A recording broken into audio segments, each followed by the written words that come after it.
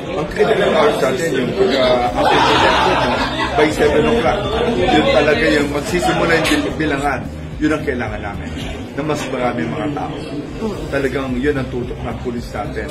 Talagang mas isisiguro natin yung counting machines. Kasi alam mo na, pagkagaya, walang mga tao natin.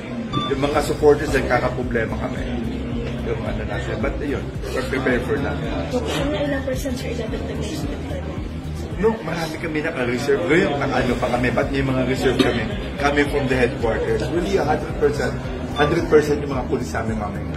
Mamaya 7 o'clock. So once we start counting na.